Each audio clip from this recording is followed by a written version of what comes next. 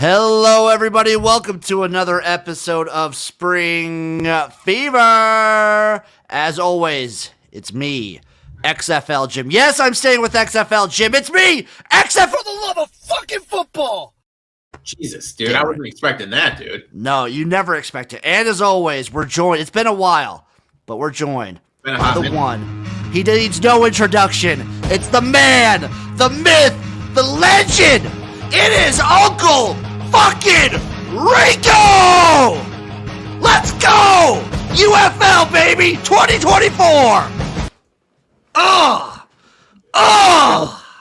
That music sounded familiar. What song was that, man? Sabotage, Beastie Boys, baby. Oh, I should fucking know that, dude. I should fucking. You're not gonna get any copyright strikes doing that, dude? I think if I do it just enough, we're fine. What's just enough, like 30 seconds? So I did a song for Chase on the gymnasium. Let me see if we got copyright struck for that one. And basically all that means, at least from what I've seen for a good chunk of it, is you just can't put ads on the video. But guess what, Eric? Our channels right now are not big enough for ads. It's fine. We're here for the energy. But we do have one ad for the people, and that's go to Royal Retros. Go over to Royal Retros. Get yourself some good merch. Some good, now that, guess what? The Stars, they're again defunct. Go get some Philly Stars merch. Go get some New Orleans Breakers. Go get some Maulers merch. Both the terrible purple and orange and the awesome yellow and black. It's all there at Royal Retros. And when you go to Royal Retros, use our promo code SPRINGFEVER, all one word, all caps, for 10% off at checkout. There's some nice general stuff, not generals, some gambler stuff I'm looking at. No copyright strike on the one yesterday, Eric. So we're looking pretty good. Or if you really want to go old school, you get a nice little Oakland Invaders hat. I wonder if they're doing any specials now that like Christmas and the holidays and everything are done. I mean, all this USFL stuff is marked down greatly. Like the showboats, stuff marked down $40. Hats half off. I mean, stuff could be flying off the shelves here at Royal Retros. They got it all. So make sure you go there. Eric, this is a very important time and a very important space to be alive right now in the world of spring football. The UFL is here. It is coming. And we have some news for the people. So we didn't record last week. I don't remember if we recorded the week before that either. It's been like a little holiday break for Spring Fever. Little holiday break, my friend, and I apologize for that. I'm gonna say it's my fault too. My sister's got 4 kids, all under the age of 10. And when you get Uncle Rico watching kids, shit happens, dude. So shout out Lemon V Cuts for getting his Dragons merch before the merger. Snag it while you can. I remember back in 2020 when the XFL went under the first time, or the second time, I should say, when they were partnered with Dick's Sporting Goods. Yep. And when they went under, I think they were doing like 80% off on almost all merch. It was 80% off. I spent $300. You went to town. Is there a place also, right now where you can get some discount stuff? 2020 felt like 30 years ago. That is 100% true, my man. Yeah, Royal Retros. That's where you go. You get your 10% off and use our promo code every time. Yeah. So, Eric, to catch everyone up, at least to catch up our audience and people that don't know, the XFL and USFL merged into the UFL. We have the 8 teams that have survived into 2 conferences. So they at least did the thing that we asked them to do, and they kept the XFL and USFL alive as conferences. Yep. So we have the XFL conference, the Arlington Renegades, head coach Bob Stoops, the St. Louis Battlehawks, head coach Anthony Becht, who's kind of been making like the most noise out of almost any head coach in this entire league in my mind, the San Antonio Brahmas, who I believe Eric has dubbed his new team, head coach Wade Phillips, and the DC Defenders, head coach Reggie Barlow. That's your XFL conference. In the USFL conference, you have the Birmingham Stallions with Skip Holtz as the head coach still. Back. The Memphis Showboats with John DeFilippo as the head coach. He moved from the Breakers. He was the head coach of the Breakers last year. He's now on the Showboats. Thank God they got rid of Todd Haley. Thank God. You have the Michigan Panthers, head coach Mike Nolan. Eric, you might have a team for each conference. Yeah. I'm gonna put a little San Antonio against the Panthers future if And then last but not least, in the USFL conference, you have the Houston Roughnecks, head coach Curtis Johnson. So they basically, what they did for the Roughnecks is they took the Gamblers and just slapped the Roughnecks logo on them. How do you feel about that? I like the brand of the Roughnecks better. Obviously, if they would have kept the Roughnecks, I would have probably preferred that because, then you would have had Wade there. Yeah, in H-Town. At least he's still coaching. I'm fine with the move. The Gamblers were at least better last year. They were an interesting team. I wonder what happens to some of the other coaches. We don't really have a lot of staff information. I think the only team that has a full staff listed right now is the Stallions. We're not going to talk about it and break that down today, but I think pieces are moving. Pieces are moving into this puzzle. So, Eric, before we get to the rosters, just based on coaching, who do you like here? Obviously the Brahmas, but who do you like just as a team? You got to give credit to Holtz. Back to back. He's been like the number one guy in spring football for the last 2 years. Back to back titles. Obviously, we don't know. He was at Northwestern helping that whole coaching crew. How much did he pan into them? Vastly overachieving. So you got to give the Stallions a leg up. Obviously, Nolan's been around. He's been in the spring football game for a little bit. I think those two are the top two in the USFL division. XFL division, obviously, Wade Phillips biased. I think he's one of the best defensive coach that is in the eight-team league. And, how can you not like Stoops? I feel like Stoops is really now just doing this solely for the love of doing it. Like, he's just having fun. Yeah, for sure. Because I feel like out of almost any of these people, if he didn't want to be there, he wouldn't be there. Exactly. If there's one person that doesn't have to be there, it's Bobby. Exactly. And he's just there. Because we all know he's not going to go back to coaching. He's not going to coach in the NFL. This is just him there for the love of the game. Yeah, this is him. This is like the perfect spot for Bob Stoops. So Lemon V Cuts in chat over on YouTube says USFL coaches seem to have the better coaching experience overall. I like Dave Filippo. Yeah. I like what Anthony Beck did last year. It'll be interesting to see how a team like the Battlehawks does when they don't have a veteran like AJ McCarron back there. And see how they kind of replace that. Do we know who QB1 is going to be? Let's see. Battlehawks QB. They have Kenji Bahar still. They got Jarrett Garantano, dude, from Washington State. Okay. And those are the two quarterbacks they have on roster. Obviously, there's still another draft. There is free agency to go on. That actually leads us right in to the roster talk, Eric. Let's go through. I'm going to go through this as the UFL website has it. Today, we're just going to go over players that were on previous teams that got picked up by new teams in the dispersal draft. I don't know about you, Eric. Personally, I'm fine that they didn't broadcast this draft. Yeah. Makes zero sense to it in my eyes. Shout out Herb Phillips. What's good? He's also a Brahma man. He's been a Brahma man from the start. You now have Uncle Rico on your side, Herb. I am Team Brahma now, my friend. So starting off, Arlington Renegades, they picked up Vic Beasley from the Vipers. People remember him a little bit from his Clemson days. Cup of coffee in the league. Yeah, a little bit in the league. They got Deontay Burnett from Houston. He was actually pretty good at Houston for a little bit.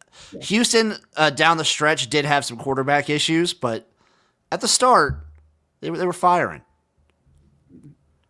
You got Devin Darrington from the Guardians of Orlando, Adrian Ely from Seattle, and Morgan Ellison from Seattle. Also Seth Green from Houston, Ajeen Harris from Houston, Marcus Minor from Houston, Christian Morgan from Houston, Chris Owens from the Sea Dragons. I think that's a nice pickup.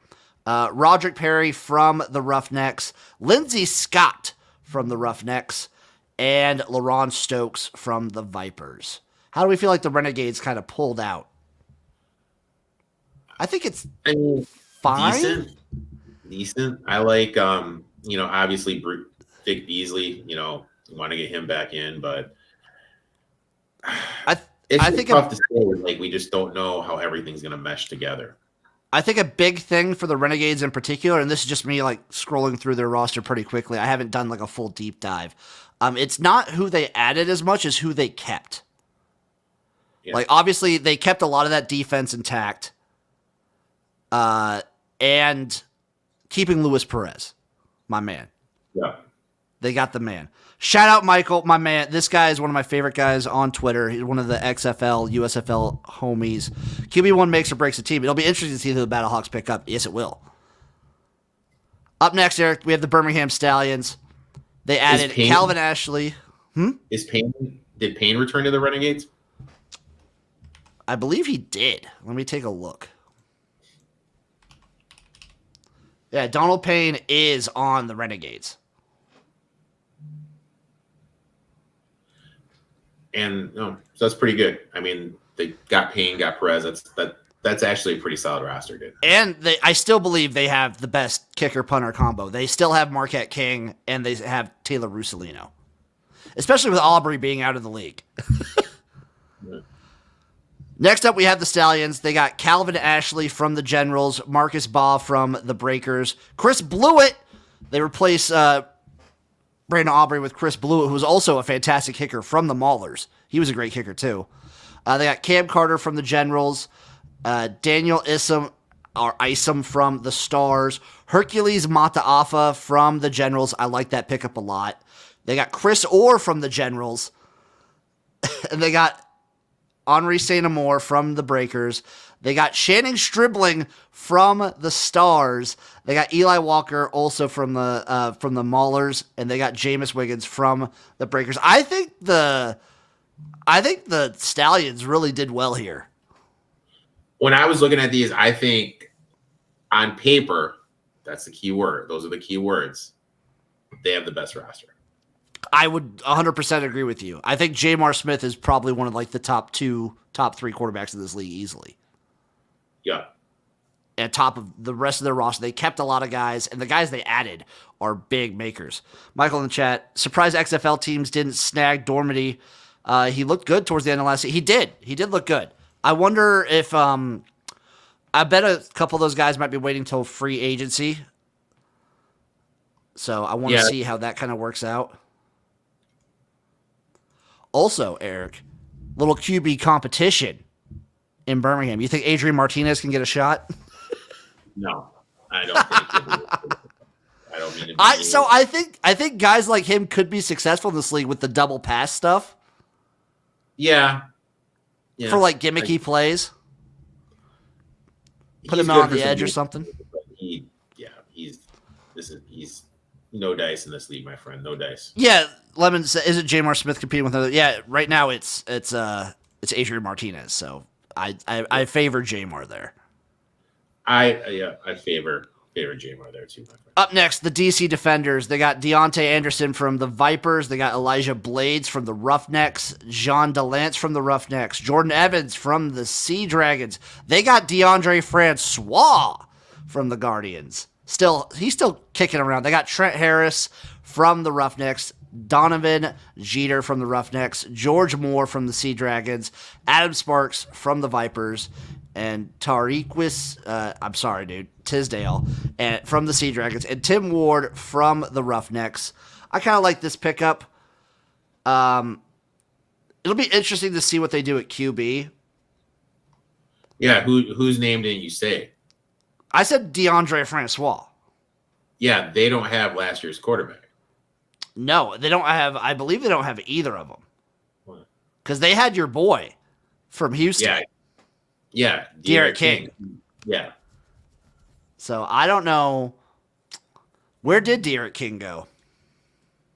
He's on nowhere now. I read something that he's going to go to. He may go back to the Defenders of the backup role, but he's not on a roster right now. He might be a name to watch out for in free agency. I mean, the bigger thing is where'd Jordan go? Oh yeah. Is he like on a practice squad somewhere? Yeah, he's on the Vikings. Oh, he's on the Vikings practice squad? Yeah, he's on the Vikings. He was waived August 28th. On September 9th, 2003, he was revealed to be claimed by the Saskatchewan Roughriders. So the Roughriders hold exclusive rights. So he's with the Roughriders. We could see him in the CFL next year. True. I don't know if I'd put him as one of the top quarterbacks in the CFL. Speaking of which, though, Taylor Cornelius, my boy, the corn dog, he got dropped by the Elks. So it'll be interesting to see what he does this year. I love Taylor Cornelius. Who was the quarterback? I'm spacing on his name. I'm sorry, for the Breakers, not for the Breakers, from New Orleans last year. Yeah, you talking about for the Breakers? No. Who was the quarterback for the New Orleans team last year? Yeah, the New Orleans Breakers in the USFL. Yeah. The guy that played for Toronto. Oh, McLeod Bethel Thompson. He's back. He's back in the CFL. Yeah, I heard he was going to the Elks, right? Yeah. Yeah.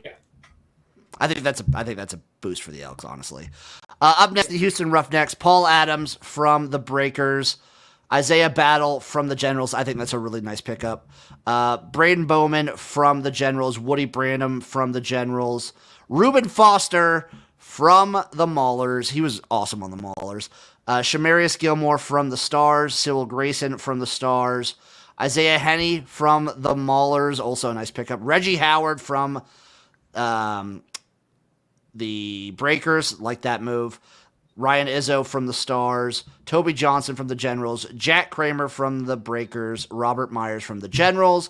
Adam Rodriguez from the Stars. Alda Sagapolu from the Generals. Like that move too. Keontae Shad from the Breakers. Gabriel Sewell Jr. from the Stars. Marcus Tatum from the Breakers. Ethan Westbrooks from the Generals. And Bryson Young from the Generals. They picked a lot. The Roughnecks got a lot.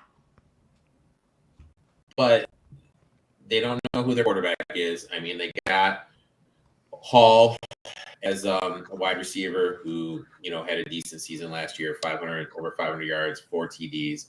They got a good back in Thompson. They got Johnson. They got Odin. So 2 good defensive players. But who's the quarterback? It's probably going to be Kenji Bahar with how he finished out last year for the Gamblers. Do you trust him? He's shown flashes of being pretty good. Yeah. So I would probably go after someone else. Yeah. Derek King. Next up, the Memphis Showboats, who I believe Chase has now adopted as his team. Okay. They got Jonathan Adams from the Breakers. They got D. Anderson from the Breakers. Jordan Brayford from the Breakers. Kennedy Brooks from the Stars. Like that move. Oh, excuse me. Connor Christian from the Breakers. Case Cookus from the Stars. Immediately. The Showboats might be my team just because I don't know. Erik knows this about me. I'm like the world's #1 Case Cookus fan. Mm-hmm. I love. He's my favorite quarterback, dude. I love Case Cookus so damn much. Immediately, top 3, top 2 quarterback in the league. Immediately. Dude. Dog. Dude. I just remember all those live streams. Cookies. Name me a player who will put his body online as a quarterback more than Case Cookus. Perez. No. Cookus is more of a fucking dog than Perez. And I love Luis Perez. Damn right, Chase. Cookus is a shouty. They also got DJ General from the my boy King. The Generals. They got Vontae Diggs from the Breakers. They got Jerry Elder from the Breakers. They got Colin Hill from the Generals. Kirk Kelly from the Breakers. DeAndre Overton from the Maulers. Vinny Papale from the Breakers. Terry Bull from the Maulers. Tyshawn Render from the Generals. Shaheed Salmon from the Breakers. Wes Sexton Jr. from the Generals. Saint Sherratt from the Breakers. Darius Victor from the Generals. And Sidney Wells from the Breakers. I think Memphis is also potentially a really good team. I mean, you look at it, obviously, QB1 with your boy Cook is solid. They got Dylan, who was arguably the best return man last year in the USFL. And then, you got Dylan Moss on the defensive end, and you got, Kennedy Brooks running the ball. I mean, pretty solid group. Who's going to be the wide receiver one? Dylan? The scary thing is it might be like Sage Surratt. Like Chase said, he's a big get. It might be Sage Surratt. He's one of those tight ends that you could like theoretically see as a wide receiver one. Okay. Vinny Papale is that good like route runner. I'm just saying he's white. Jesus. Up next, Michigan Panthers. Adonis Alexander from the Breakers, Jacob Burton from the Stars, Davis Cheek from the Breakers, Matthew Colburn Jr. from the Stars. That's a good pickup. Corey Coleman also from the Stars. Another good pickup. Jared Fernandez from the Breakers, Keith Gibson Jr. from the Maulers, Devin Gray from the Stars, Wes Hills from the Breakers, Drew Himmelman from the Stars, Shalom Luani from the Generals, Brock Miller from the Generals, Jordan Ober from the Generals, Nasir Player from the Maulers, Ryan Pope from the Maulers, Jordan Sewell from the Stars. I also like that move a lot. Tristan Taylor from the Stars, Alex Thomas from the Breakers, and Bryce Torrendon from the Maulers. Obviously, you got Sparks. Also for Memphis, Jonathan Adams, wide receiver one. Oh, good point. Obviously, you got Sparks, defensive end. You have Coleman. You have Corbin. And the safety, Lunan, dude, solid on the defensive end of the ball. I'm a little worried about the Panthers' offense, to be honest with you, though. What do you feel about Danny Etling? Probably is your QB1, or your boy Erik. Did you see your boy in the roster sheet? No, who's that? Connor Cook, Brian Lewerke. Brian Lewerke, Michigan State legend. I'll tell you what. With the trade rack that they were rolling out this year, I actually appreciated Brian Lewerke a little bit. Do you appreciate Connor Cook? Best quarterback ever to don the green and white. So yes, you better. Dude's a piece of shit human, but you know what? When it came to winning football games, that's what he did. I think Michigan's defense is solid. I think it's set. I think they need. Yeah, I think they need to do something at offense. They have some dudes, and we saw last year they had some dudes at receiver. They just could never nail the quarterback position. Yeah, maybe Lewerke gets some of that magic back. Up next, the San Antonio Brahmas. Bryce Aline from the Roughnecks. Diuli from the Roughnecks. I can't pronounce a lot of these names. My bad. Tavante Beckett from the Roughnecks. Omari Cobb from the Roughnecks. Rashad Coward from the Roughnecks. Jalen Dalton from the Sea Dragons. Austin Edwards from the Roughnecks. They got a lot of that Roughnecks defense on this team. Cody Latimer from the Guardians. Alex Millette from the Roughnecks. Jordan Mosley from the Roughnecks. Marvin Pierre from the Roughnecks, Wyatt Ray from the Roughnecks, Jalen Samuels from the Roughnecks, Justin Smith from the Roughnecks, Tease Tabor from the Roughnecks, Kevin Tolliver from the Roughnecks, Teron Vincent Roughnecks, Cade Warner Roughnecks, Nate Weiland Roughnecks, Quincy Wilson Roughnecks. Cade Warner's a good get. Yeah. They got a lot of Roughnecks players. They got your boy starting at QB. Which one are you talking about? Jack Cohn. I thought you were going to say it. So if I'm them and I see he's on the staff, he's on the roster, I'm not putting Cohn there. I'm putting Benkert in. Nah, dude. I want Cohn in. I want Cohn just so you can bitch. So, dude, I remember last year in like the 2 weeks he played, Kurt Benkert looked good for the Brahmas, and then he got horrifically injured. Yeah. I like Kurt Benkert. I think this roster's fine. Obviously, I'm not going to worry about the defense.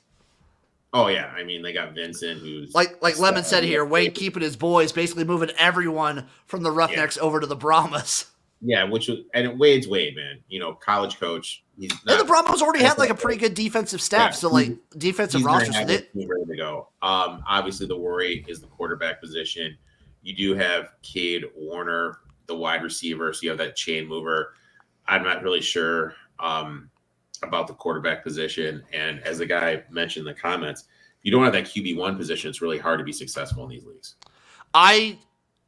I mean, we only saw a little bit of him, but I trust Benkert a little bit more. Yeah. I mean, obviously, I trust him more than Jack fucking Cohen. I will bitch about Jack Cohen week in and week out. He is awful.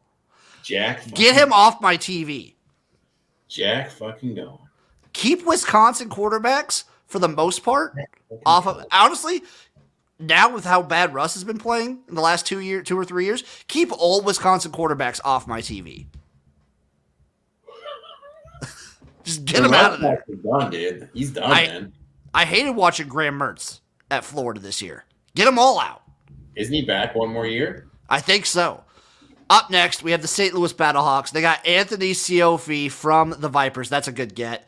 They got Quinterio Cole from the Sea Dragons, Sage Dockstader from the Roughnecks, Antoine Jackson from the Sea Dragons, Blake Jackson from the Sea Dragons, Keelan Kennedy from the Vipers, Chris Payton Jones from the Sea Dragons, Ja'Cour Pearson from the Sea Dragons. Huge get. Huge get. All anyone talked about for the Sea Dragons last year was Josh fucking Gordon. Guess what? Ja'Cour Pearson led that team in yards and touchdowns. He's a dude.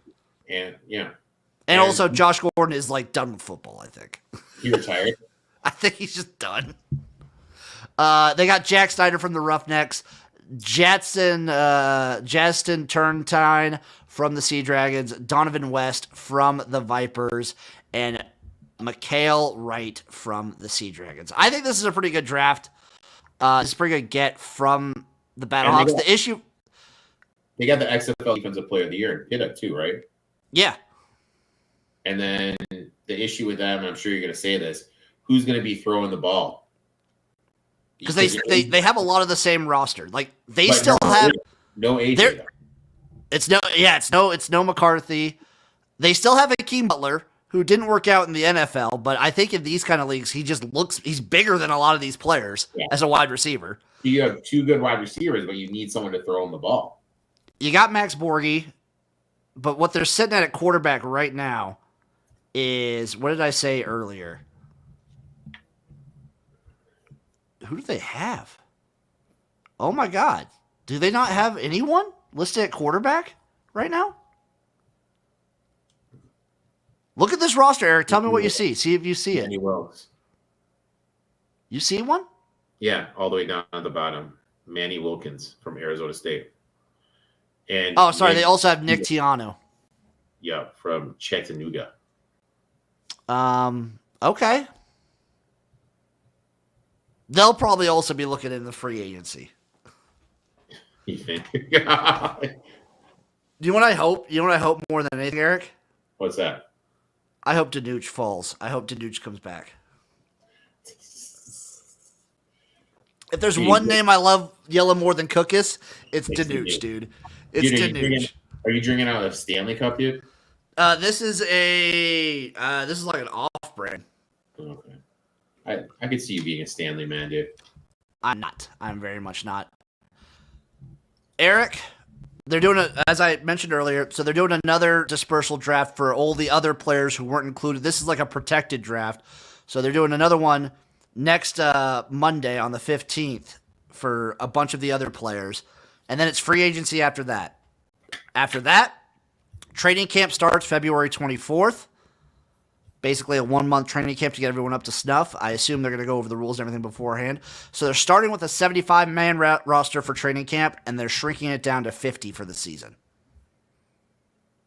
What are your thoughts on that? A little disappointed they didn't make it bigger with how many players they're adding or keeping. I wonder, and I hope that they do something similar to what 2020 XFL did and had the team 9 of all the guys that like the other teams would practice against. Okay. And they could like grab players out of team 9 whenever they needed. Okay. I like that idea. It was sick. Also, shout out the Tick. I do charge $10 for mustache rides. That's a fact. It's just $10 to ride. It's cheap. But yeah, they had a whole team of practice squad players, basically. Like an entire 50-man roster for Team 9 that would play against the other teams. and then also the other teams can like pick those players out as needed with like due to injuries and things like that. I like it. I like that a lot. It's a really good move. I like that. I hope they do something like that. I don't know if they will. I obviously love the 75-man thing. 50. The positive spin of it for me is, I guess, we should theoretically get a less diluted talent pool, and level of play should be like theoretically this should be the best level of play we've seen from spring football since the XFL in 2020. Well, I mean, obviously, with the shrinkage of the teams, it only being 8, the talent level should be there. And if Like the the talent level of play should be there. and the level of play is good, people should watch. I'm gonna watch. Oh, I also like the deal that they have, like getting ESPN and Fox on board. Yep. I like that. That's pretty big. What'd you think of them doing promotions on Fox and ESPN this weekend for like? They did it for the NFL playoffs, and they did it for the college football national. They did it for the playoffs, right? They did it like during the Rose Bowl. I'm not gonna lie, I was a little flabbergasted. I'm not used to seeing them actually spend advertising money. It was probably super cheap because Fox was running the NFL thing and ESPN was running the like. It's just like you always say, you're doing these things anyway. Why not try and promote this league that you guys are starting? Yeah, and then you can make money off of the league. It's just a common sense thing, but is what it is. Like, you have to advertise, you have to promote. They should be doing more. People should be on these little shows, on all these little talk shows that they have on ESPN and Fox now. They should be pumping that out. You're basically just saying we should go on McAfee. Fuck no, dude. but also, ESPN Bet's a thing now. Maybe ESPN Bet will be doing a betting thing with them. That makes sense. So I really think there are some definite possibilities for them. It's up to ESPN and Fox to make sure they don't F it up. And last but not least, for date-wise, we don't have like a full schedule yet. I would suspect something. I hope by the end of the month we have rules and a schedule at the and like full rosters at the very least. I want rules for sure. Rules, I think, come next week. I think I'm gonna make a bet for the future me. Yeah. Rules by next episode of Spring Fever, or I'm gonna drink a whole glass of water before stream. A whole glass of water. Eric, I gotta make these easy when it's like that, okay? I gotta make it easy. But March 30th is the start date, and I love at least the first game. It's Renegades versus Stallions. There's no lines up yet from what I can tell. I kind of like how they're doing it like that, dude, too. I'm not going to lie. Steven shown in the chat, I believe this league is still getting more push than any spring league ever has. Seen it here in California on my local channels, and we don't even have a team. This is the best chance a spring league has ever had. I like hearing that. That gives me a lot of hope. I love hearing that. A lot. I mean, it's getting push. I wish they had a little bit more of a web presence, but I think they're doing a pretty decent job. I would love to see like a little more TikTok presence, a little more Instagram. You know what I mean? A little more social media. Yeah, a little more social media stuff going on. Call me up, UFL. Call me up right now. Lemon Cuts also, they scheduled it after March Madness. Good move. Yeah, that's a great move. You're not going to find many freaks like me that'll be watching the XFL over March Madness. That's for sure, dude. I would do it 100%. I did it last year. You're a rare guy, Jim. Eric, any questions on the UFL? Rules are, I need to know rules, but you said those are coming. I need to know, I want the schedule. How can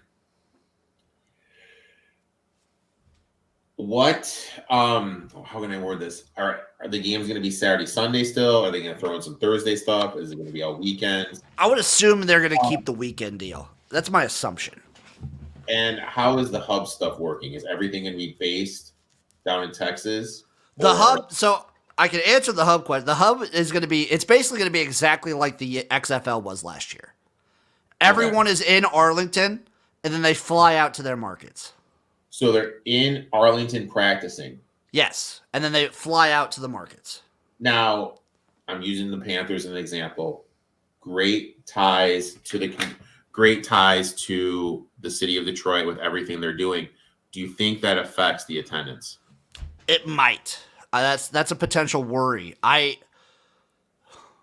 also wonder. I don't know 100%. I'm like 80% sure they're all staying in Arlington.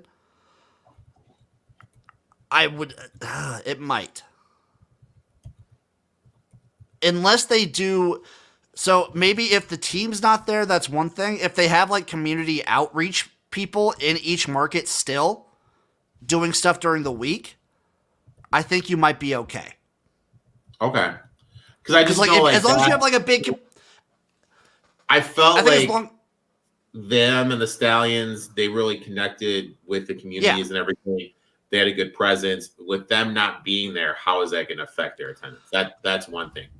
I think as long as you have like UFL employees that are under those teams that live in those markets that are like trying to generate like events and do things for the team, because you might be able to like, there's no bye week, so you can't just like have the team out there.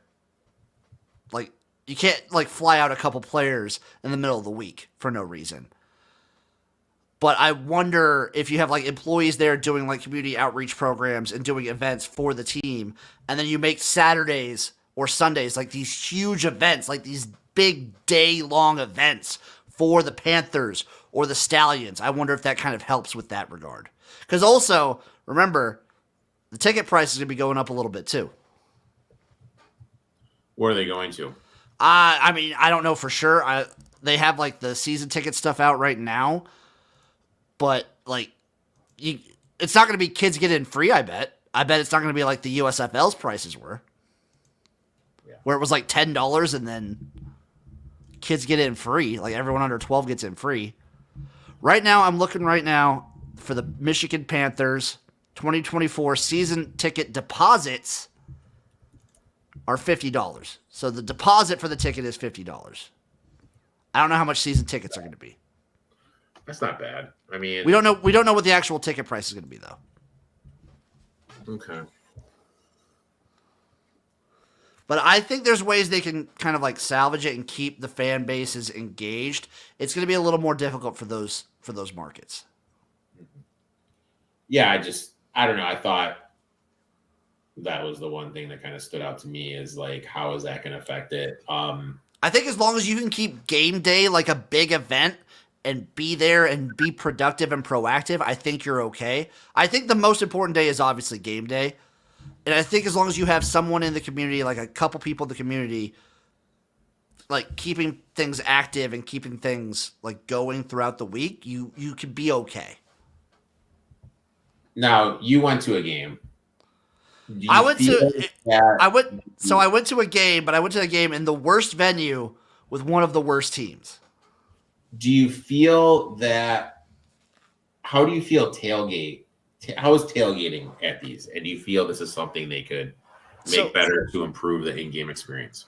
Obviously, so the XFL tailgate I went to was the Vegas Vipers, and the answer there is 100% yes, they could do a lot to improve that. That was awful, but everything about the Vegas Vipers was pretty awful. From what I've heard from people, I've heard Houston was great. I've heard Arlington was great. The only USFL example I have personally was the championship game, which was fantastic, but that's the championship. Mm-hmm. I think picking good venues is a big part, having the parking lots there. And I feel like if you have enough fans and you kind of like involve yourself with the city enough, I think the tailgating culture just comes with it. Obviously, you can set up booths. You could be doing a bunch of stuff. Maybe have more like fun games at the booths, and don't just try and promote the rock stuff. Because here's the thing: like the one thing that MLS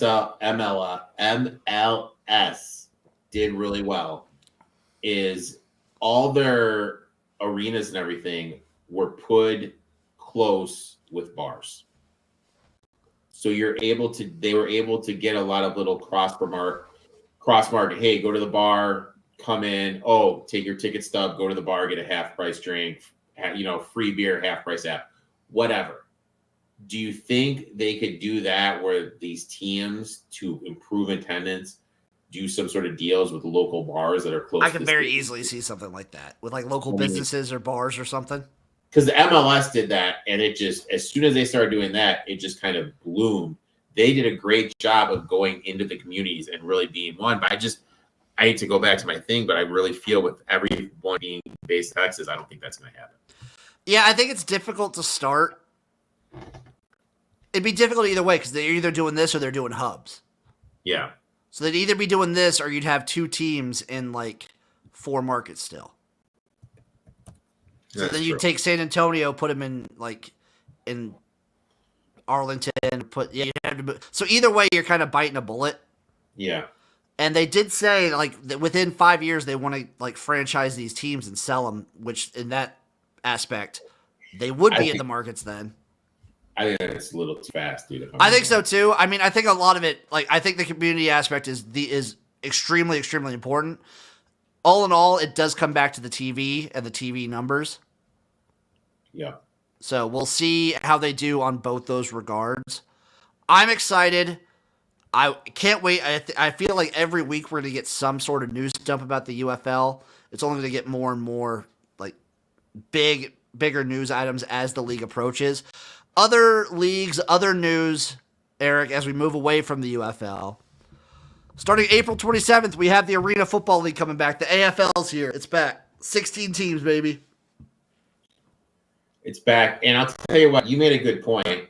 I think this is the league, after thinking about it, that's going to benefit the most from players being dropped from the USFL. I think this and the IFL, because so the Indoor Football League starts March 15th. Mm-hmm. But also, they have a way longer season than a lot of these other leagues. I think they play until like, I'll look at the IFL schedule, but I think the Arena Football League is only going to do like 10 weeks. Jeez. No, they'll probably do more. There's 16 teams. I bet they do more. Okay. I've been trying to find like a full schedule for them, but it's been very difficult. But I saw a 10-week schedule. If it's true that it's a 10-week schedule with 16 teams, that's kind of nuts.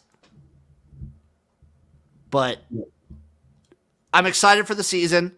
They're doing the divisional championship in Vegas, and they're doing the actual championship in Minneapolis. Well, that's good. I like that. So I think that's a cool move. So for the IFL Indoor Football League, it starts March 16th, I should say, and goes till the regular season ends July 20th.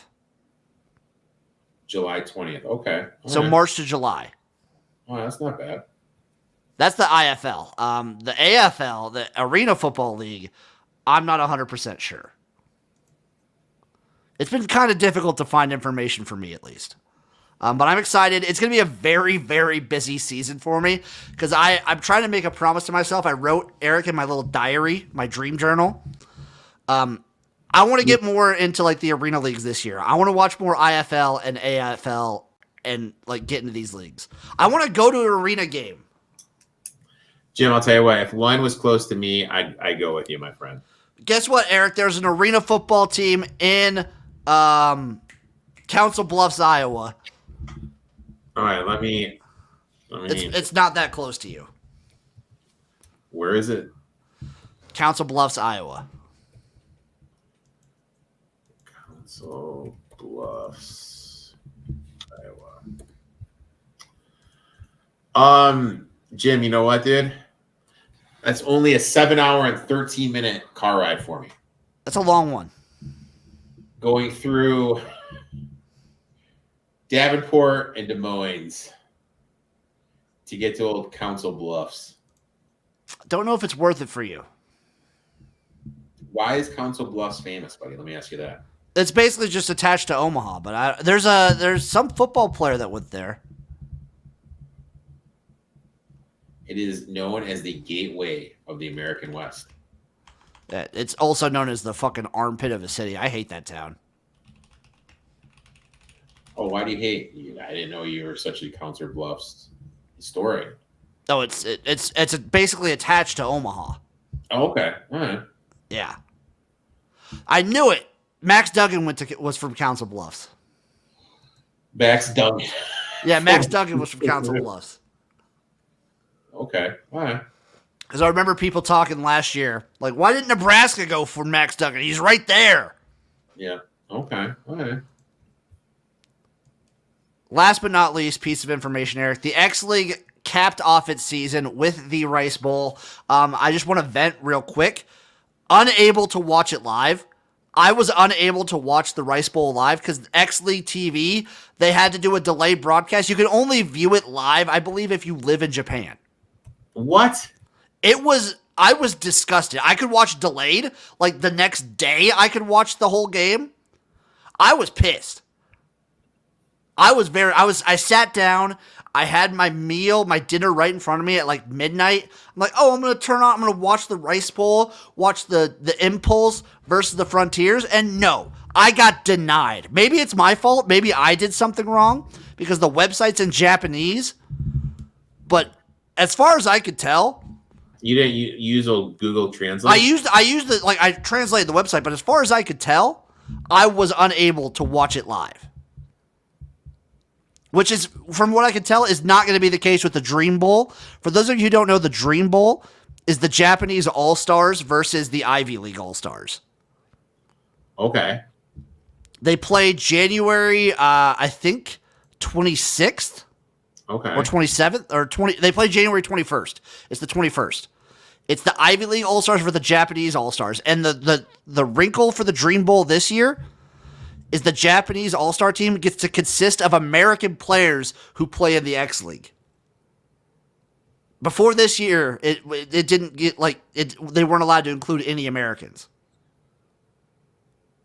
So our boy J-Dub can play in this game. Our boy J-Dub can play, and Chase's boy Boogie Roberts. Boogie Knight from ULM. He can play. Boogie Knight can play. Interesting. But back to the Rice Bowl. Fujitsu Frontiers, congratulations to the Frontiers. They win it 16-10. Defensive battle. I watched the game. I watched the highlights. This was a game throughout. It wasn't a blowout, which was very defensive football. It came down to Panasonic had their opportunities. They missed a couple key kicks. It turned into a field goal. They both kind of scored quick touchdowns right away. And then it just became a field goal battle. Okay. And just Panasonic just couldn't keep up with them. So shout out to the Fujitsu Frontiers for getting it again. Dare I say the most dominant team in sports? Yeah. I'm looking right here, Eric. 2023 champion. 2022 champion, 2021 runner-up, 2020 champion, 2019 champion, 2018 champion, 2017 champion, 2016 champion, 2015 champion, 2014 champion, 2013 champion, 2012 runner-up, 2011 runner-up, 2010 runner-up, 2009 champion, 2008 runner-up, 2007 champion. Since 2007, they haven't finished worse than second place. It's like me when I used to play video games with Madden, dude, just running the table with the Lions year after year after year. It's you on the basketball court.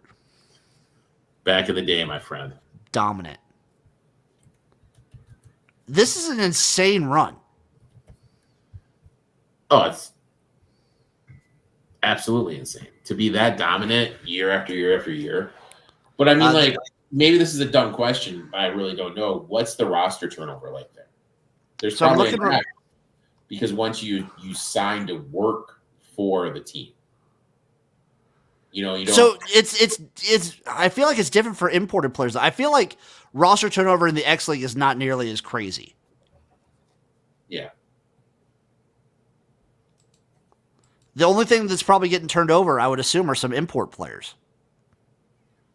That'd be a good question to DM our boy BJ about. I might ask them. Yeah.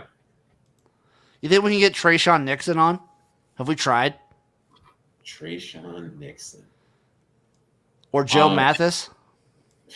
Maybe we could try. I mean, they both play defense on the team. A lot of Pac-12 and Mountain West representation on this team.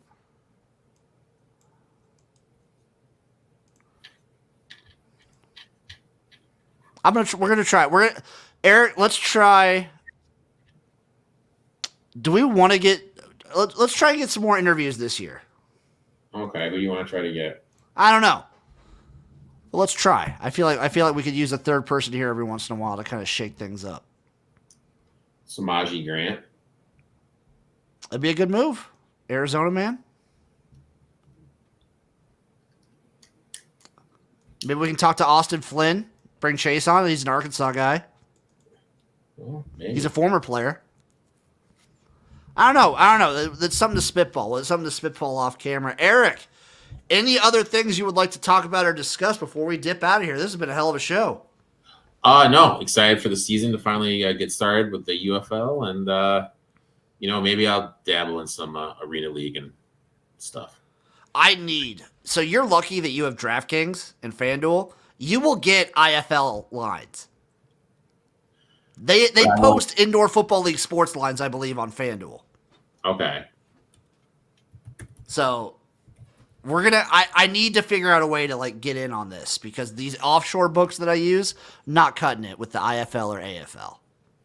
They're not making the whistle wet.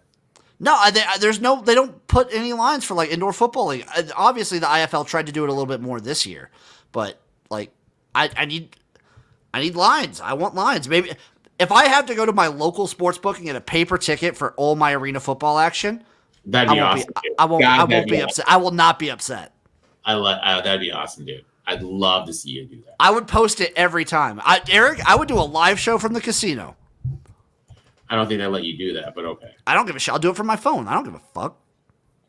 I don't give a fuck. I don't.